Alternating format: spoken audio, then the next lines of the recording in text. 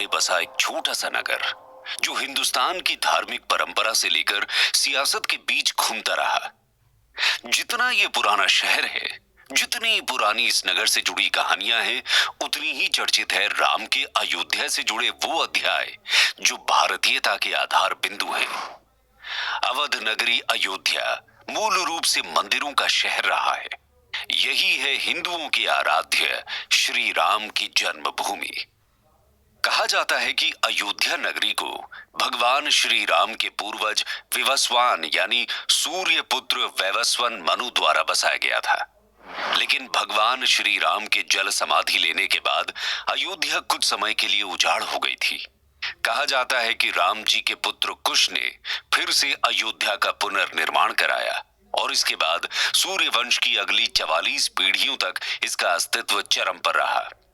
इसके बाद महाभारत काल में हुए युद्ध के बाद भी अयोध्या फिर से उजाड़ हो गई। श्री राम जन्मभूमि अयोध्या और यहां बने श्री राम मंदिर को एक नहीं बल्कि कई बार आक्रमणों का सामना करना पड़ा। अयोध्या को नष्ट करने के लिए मुगलों द्वारा कई अभियान भी चलाए गए।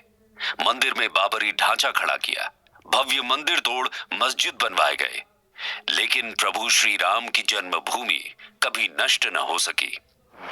दोस्तों, वैसे तो अयोध्या नगरी का इतिहास त्रेता युग से भी पुराना है और मैं मानता भी हूं कि अयोध्या स्थित भगवान श्री राम जन्मभूमि मंदिर का पूरा इतिहास शब्दों में समेटना किसी के लिए संभव नहीं है।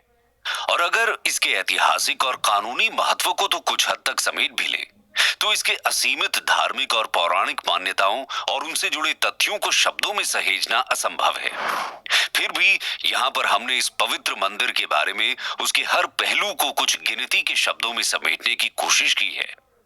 आज की इस वीडियो में हम बात करेंगे श्री राम की जन्मभूमि के सफर के बारे में, उनके विवाद से लेकर विध्वंस, निर्माण और उद्घाटन तक के सफर के बारे में।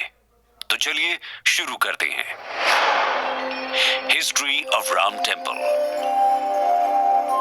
अयोध्या में राम मंदिर के पीछे का इतिहास भारत के धार्मिक और सांस्कृतिक ताने बाने में गहराई से लिपटा है। हिंदू पौराणिक कथाओं के अनुसार अयोध्या को महाकाव्य रामायण में भगवान राम का जन्म स्थान माना जाता है। भगवान श्री राम प्रजा सहित बैकुंठ धाम चले जाने के बाद कई सालों तक ये भूमि यूं ही पड़ी रही। बाद में कौशांबी के महाराज कुश ने अयोध्या को फिर से बसाया। इसका वर्णन कालिदास के ग्रंथ रघुवंश में मिलता है। लोमश रामायण के अनुसार उन्होंने ही सबसे पहले अपने परमपिता की पूज्य जन्मभूमि पर पत्थरों के खंभों वाले मंदिर का निर्माण करवाया।